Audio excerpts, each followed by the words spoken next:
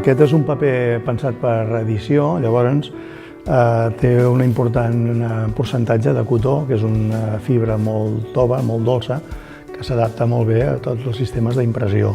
I també una petita part d'eucalipto, que bàsicament és perquè la formació del full i la transparència siguin el més uniformes possibles. Bé, aquesta quantitat de paper ha estat fabricant-se durant 2 mesos i mig aproximadament. Clar, tot el procés és molt artesà. Bàsicament s'ha fabricat en forma rodona i després s'ha estès a l'aire.